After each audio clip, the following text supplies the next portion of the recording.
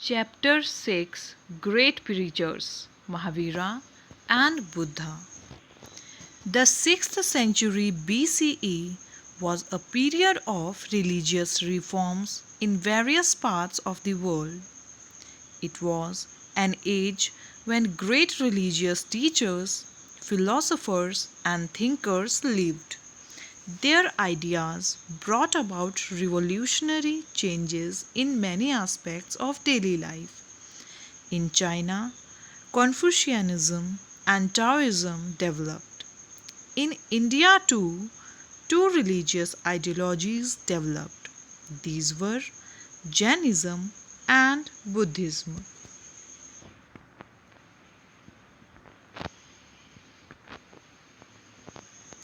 Social conditions for the rise of Jainism and Buddhism.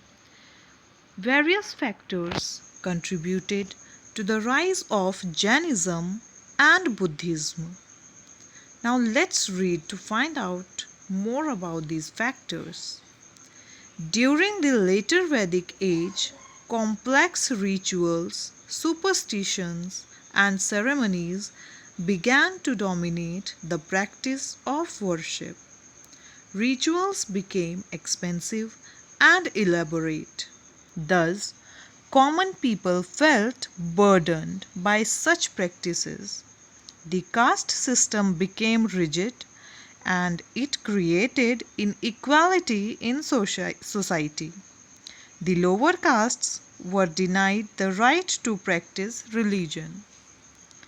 The Vedic texts were composed in Sanskrit, whereas the common people spoke Prakrit and Pali. The Brahmanas took advantage of people's ignorance. They interpreted religion for their own convenience and increased their power and wealth. Also, ordinary people could not relate to the texts which they could not understand.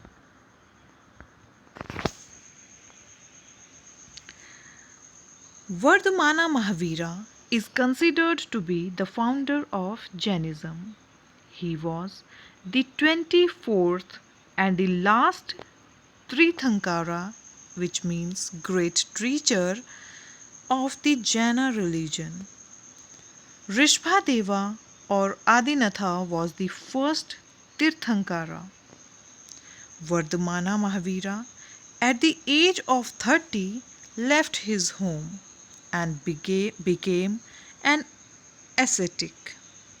He meditated and refrained from worldly pleasures for the next 12 years.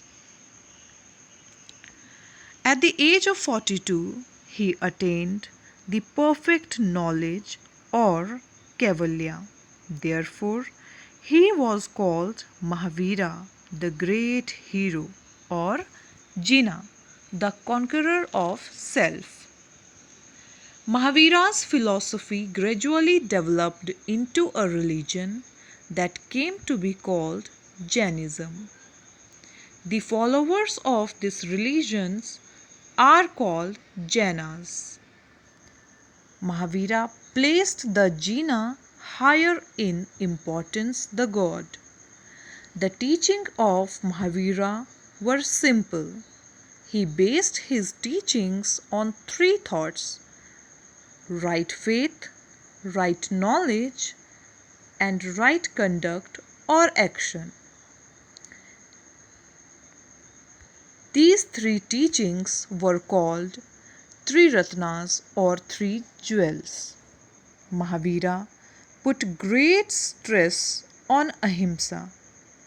According to him, like human beings, animals, plants, stones, wind, and fire had souls. Therefore, no injury could be caused to any of these. Mahavira preached 5 principles to his followers. They were as follows.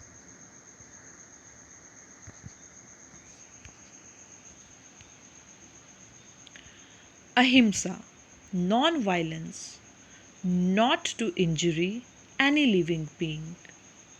Satya, to speak the truth. Asteya, not to steal. Tyagya, not to own property.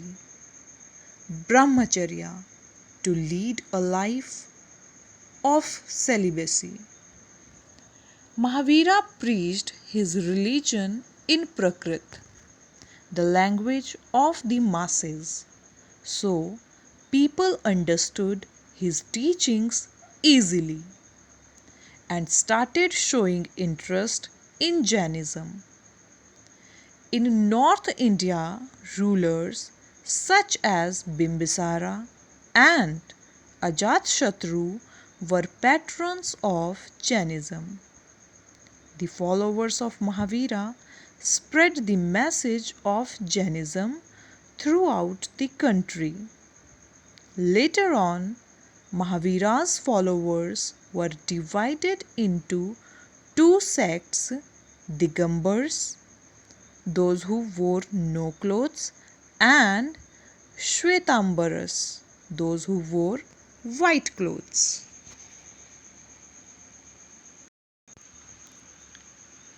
The Jainas contributed much to the growth of literature in Prakrit and Kannada. The teachings of Mahavira were later compiled in the Angas, which are an important part of Jaina religious literature. The contribution of Jainism to Indian art and architecture is noteworthy.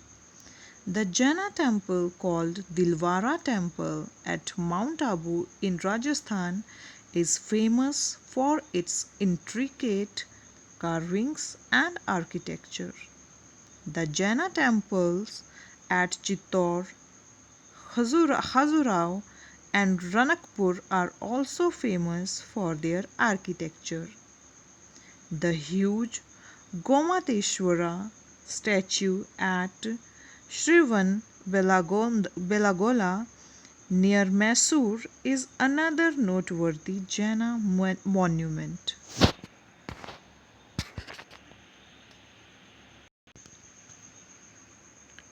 Gautam Buddha, born as Siddhartha, the founder of Buddhism, was a contemporary of Mahavira. As a young man, Siddhartha saw the fourth great sights. He saw an old man, a sick man, a dead man, and an ascetic. The first three sights convinced him of the presence of endless miseries in the world.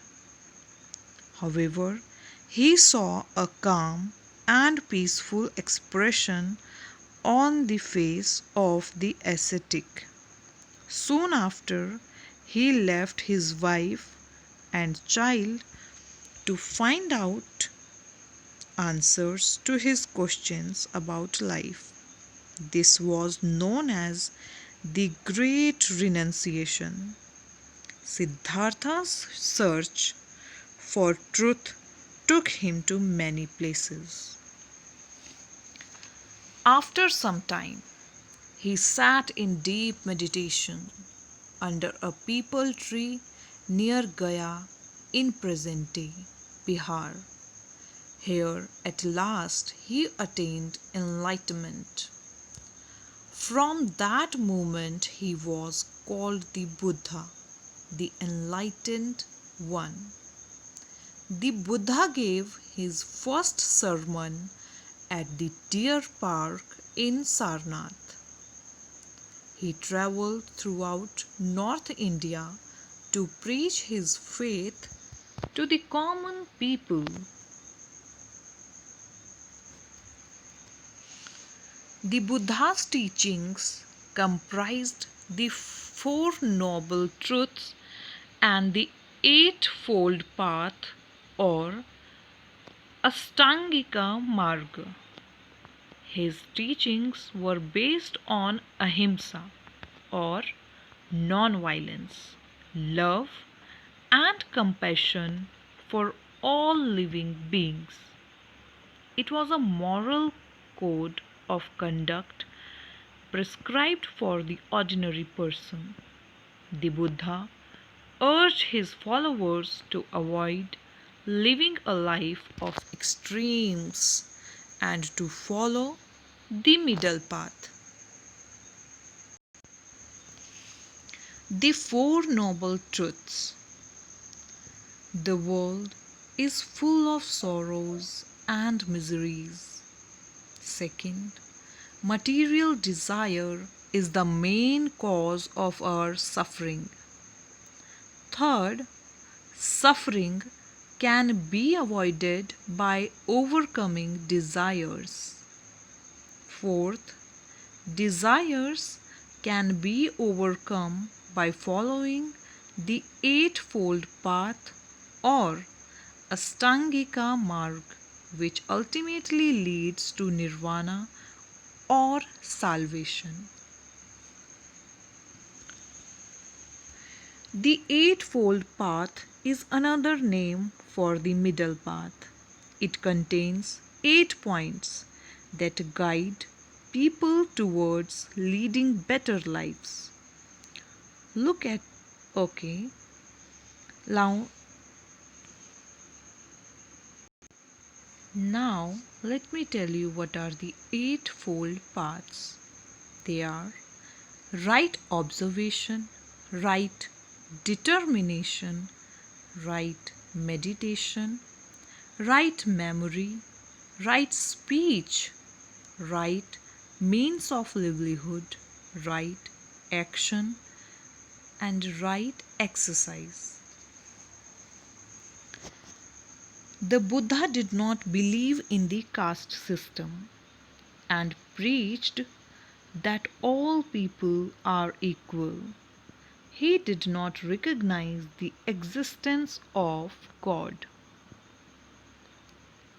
There are various reasons for the spread of Buddhism to different parts of the world.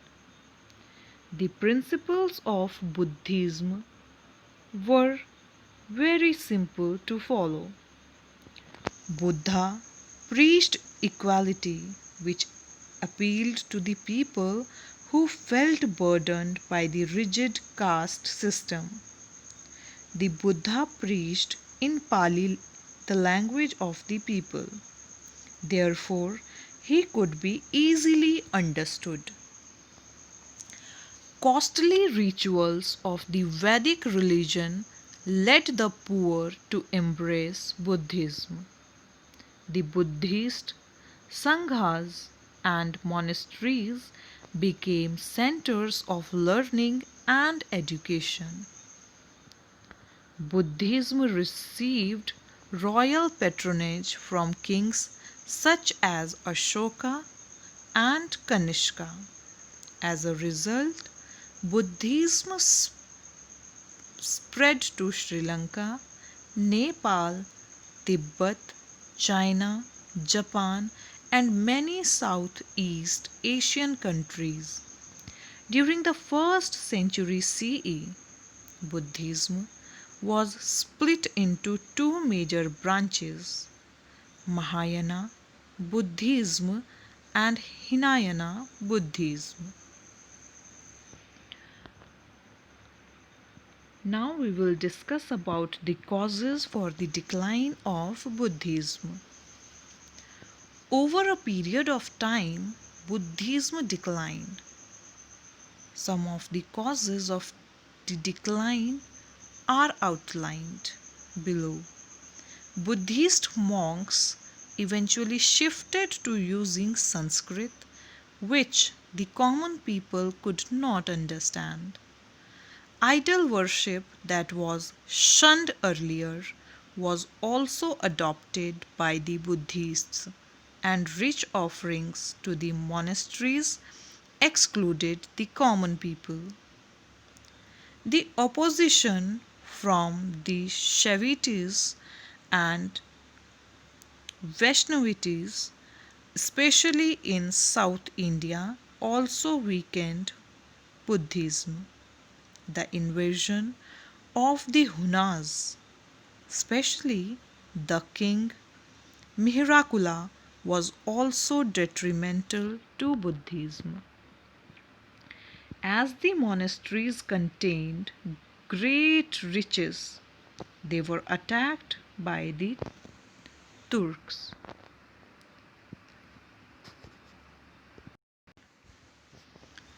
Now let's discuss the contribution of Buddhism. The spread of Buddhism enriched Indian culture in the following ways. The teachings of Buddha have been compiled into three books called Tripitakas, three baskets. Another contribution to literature are the tales from Jataka, which describe the previous births of the Buddha. Many educational centers such as Nalanda, Vallabhi, and Vikramshila were famous for Buddhist learning.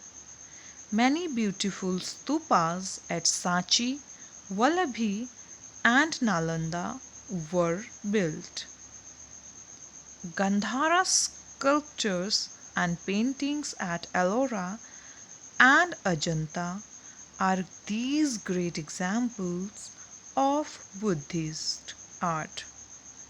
The Buddhists built structures called chaityas, that means prayer halls, stupas, and viharas, that means monasteries.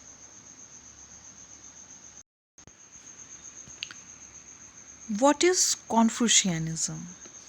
The Chinese philosopher Confucius, who transmitted and revived the ideas that are known to us as Confucianism, was a contemporary of Mahavira and Gautam Buddha. Born in present-day Shandong province of China, he acquired knowledge about different subjects and became a teacher. The Chinese society and polity were in chaos during those days. Confucius wanted to revive the old values of Chinese society based on rational thinking and morality. He was an unknown figure during his lifetime. However, his teachings became popular after his death. Now, what were his teachings? Confucius was a philosopher who laid emphasis on family ties, respect for elders, and traditional values. He also focused on the development of strong ties between the ruler and subject at the state level. His philosophy was a code of conduct based on honesty, morality, integrity, brotherhood, compassion, love, and respect for all people. Thus, Buddhism, Jainism, and Confucianism aimed at reviving and reforming society through moral codes of conduct. Now let's talk about the differences between Jainism and Buddhism. Jainism. Mahavira asked followers to lead an austere life. Buddhism. Buddha prescribed the middle path. Jainism recognizes the existence of gods but gave them lesser importance than Jina. Buddhism does not recognize the existence of God. Jainism. Liberation from worldly bonds could be attained by following the three jewels, three ratna, namely right knowledge, right faith, and right action. Buddhism. Human misery can be eliminated by following the Eightfold Path. Jainism. The early Jainas preached in Prakrit. Buddhism. Pali language was used to spread the message of Buddha in the early times. Jainism spread within the Indian subcontinent. Buddhism spread to different parts of the world. Jainism. The two sects of Jainism were Digambars and Shvetambars. Buddhism later took two major forms, namely Mahayana and Hinayana.